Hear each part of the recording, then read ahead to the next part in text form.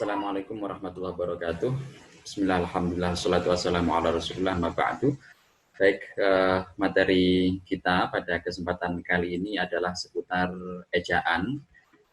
Dalam hal ini, saya tidak akan berpanjang lebar berbicara terkait dengan sejarah ejaan, karena ejaan dalam bahasa Indonesia ini mengalami perubahan yang cukup signifikan dari masa ke masa. Ada beberapa tahapan perubahan ejaan, ya, mulai dari entah tahun berapa itu sampai kemudian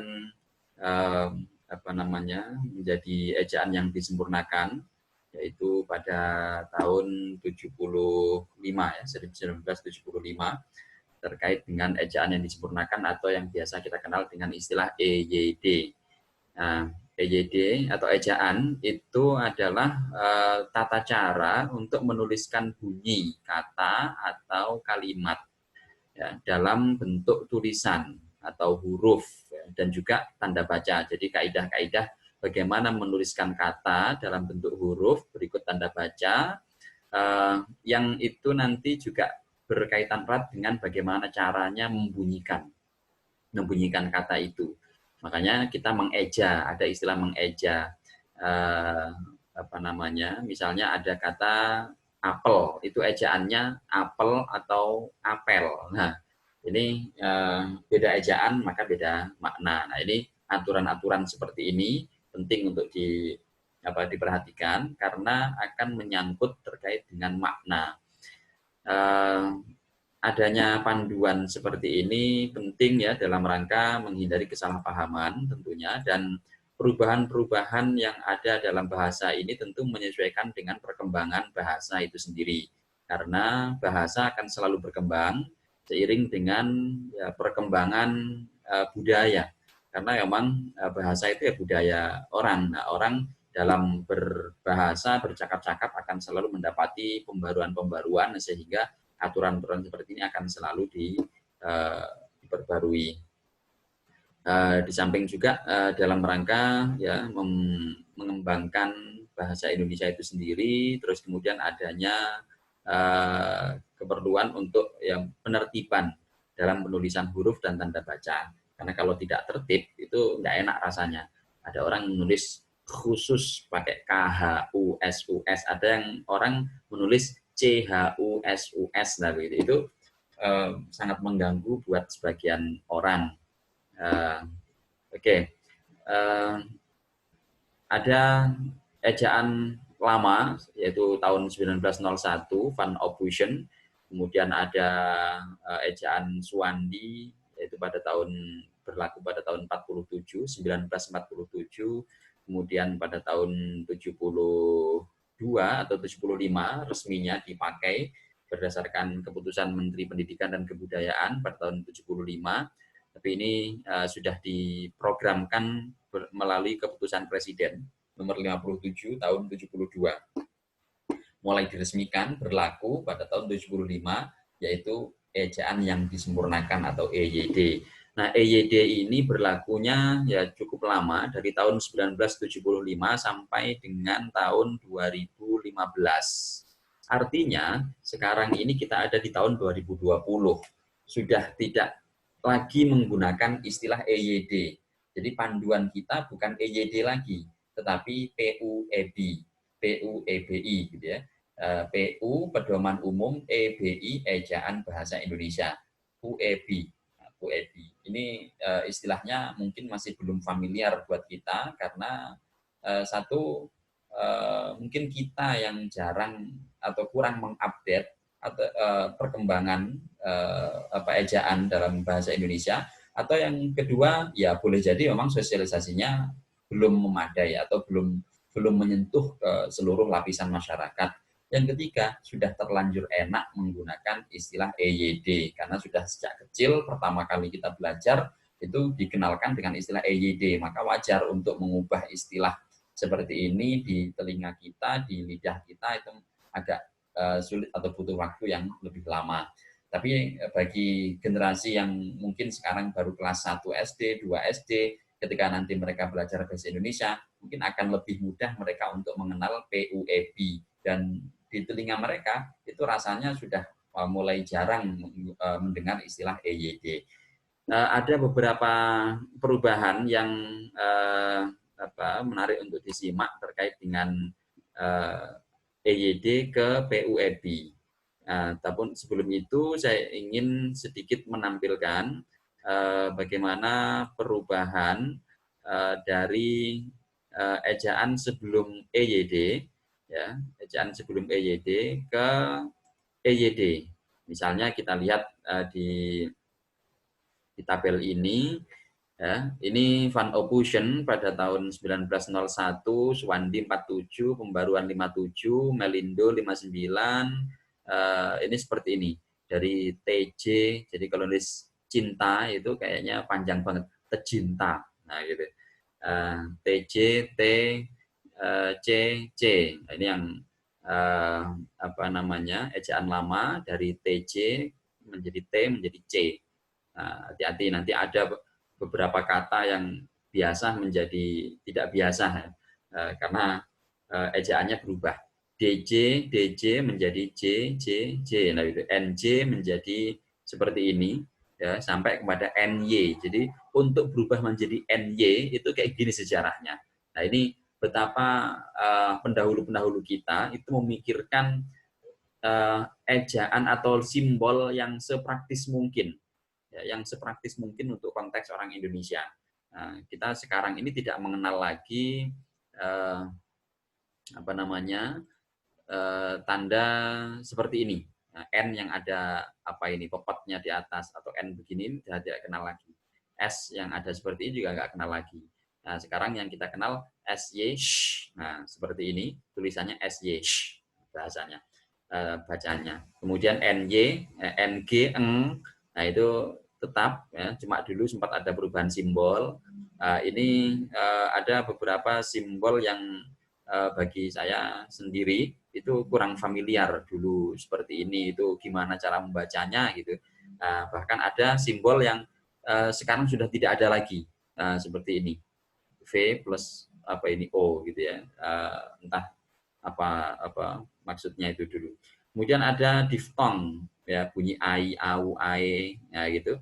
Itu yang dulunya sempat berubah dari ai menjadi ay, tulis bacanya tetap ai tapi tulisannya ay simbolnya.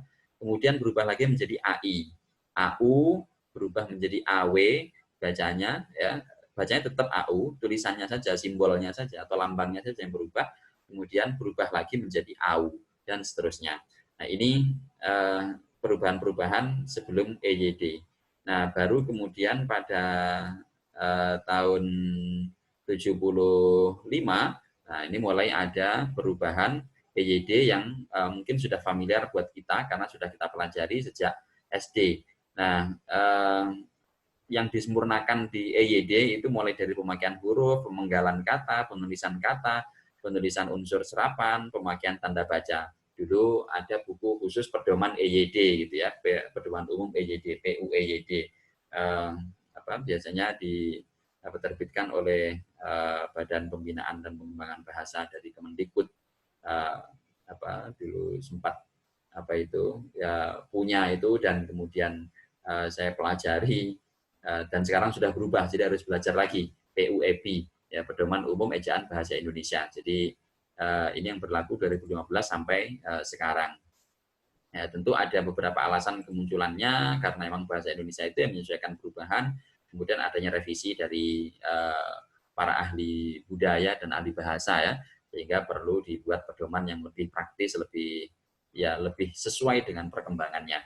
Kemudian materi perubahannya juga sama, ada banyak unsur yang diubah nanti ya di PUEB, mulai dari pemakaian huruf juga pemenggalan kata, penulisan unsur serapan dan pemakaian tanda baca. Ini contoh-contohnya.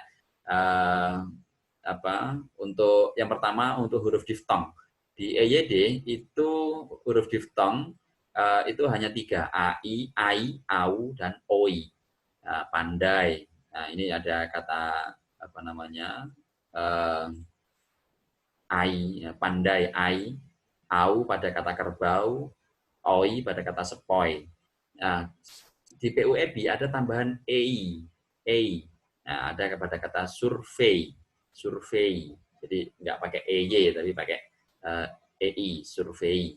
Oke, kemudian penggunaan huruf kapital tidak mengatur unsur julukan. Jadi dulu kalau nyebut si Raja Dangdut begitu, itu tulisannya kecil saja nggak masalah. Tapi sekarang Raja Dangdut, Ratu Dangdut, jagoan neon, nah itu manusia serigala atau apalah yang unsur julukan gitu ya. Ada orang dikasih julukan apa namanya si panjang tangan. Nah, tapi nggak panjang tangan itu sebagai julukan misalnya ya. Nah itu menjadi apa ditulis pakai huruf besar seperti menulis nama. Nah itu di PUEB. Kalau di EYD, nah ini tidak diatur sampai segitu penggunaannya. Kemudian mengatur penggunaan huruf tebal. Kalau dulu untuk menegaskan suatu kata pakai EYD itu menggunakan huruf miring saja, tapi sekarang pakai huruf tebal. Meskipun kadang sudah dimiringkan masih perlu ditebalkan. Misalnya isnad kummaten, ini dalam istilah ilmu hadis biasanya ya. Isnad kummaten ini kan bahasa asing ditulis miring. Kemudian ingin ditegaskan kumnya dan ya, maka ditebalkan di sini. Atau untuk menegaskan bagian karangan bab 1 pendahuluan, itu ditebalkan. Latar belakang masalah A. Ini apa? Subbab-subbabnya itu ditulis tebal semua. Nah, ini di PUEB diatur seperti itu. Kemudian tanda hubung apa ini biasa kita sebut apa strip gitu ya atau dash gitu. Dipakai untuk menandai bentuk terikat yang jadi objek bahasan. Ya, misalnya terutama ketika bahasanya itu apa istilahnya ini istilah asing. Misalnya dalam istilah ilmu hadis itu ada jarah dan takdil, ada istilah takhrij gitu. Yang ini kalau di Indonesia kan itu malah kurang enak gitu. Sehingga penulis dalam ilmu hadis biasanya lebih suka untuk menulis pakai bahasa aslinya tanpa menerjemahkan. Jadi hanya meminjam kata. Misalnya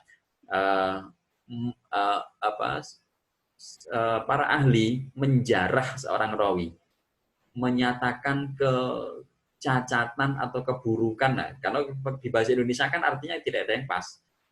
Mencacat kurang enak, menunjukkan kecacatan juga kurang enak, atau menjelekkan juga tidak pas. Nah, sehingga yang paling enak adalah menjarah gitu saja. Begitu juga mentakdil. Kalau diartikan memuji itu kurang pas. Nah, mentakdil, menjarah dan mentakdil. Dan jarah.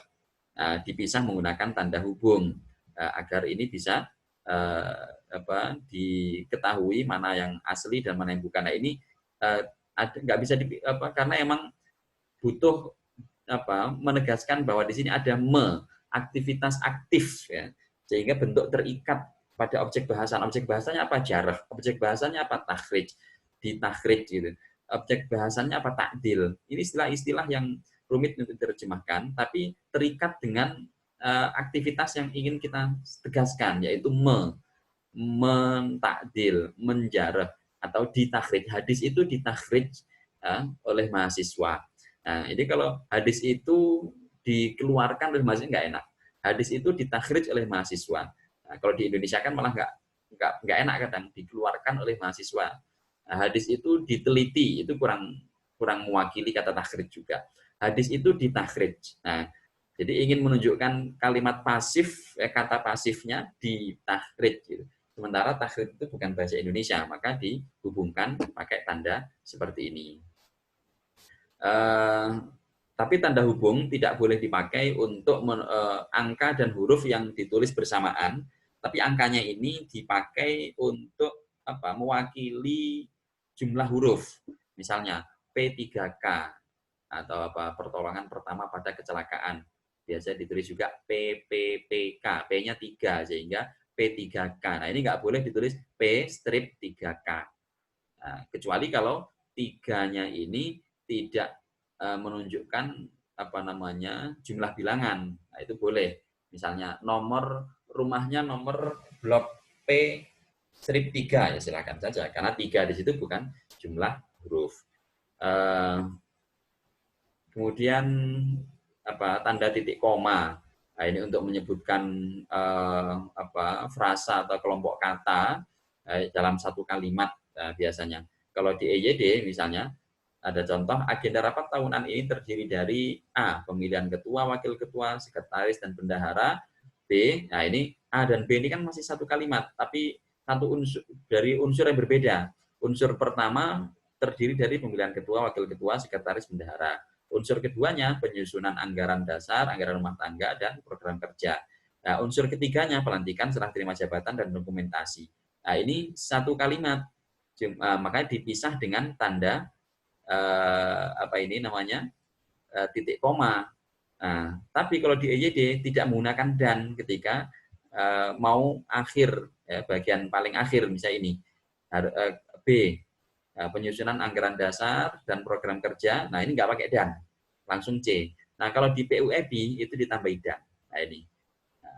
Kemudian tidak mengatur penggunaan bilangan, tapi kalau di PUEB bilangan yang menjadi unsur nama geografis itu ditulis dengan huruf, nggak ditulis dengan angka Pulau Seribu.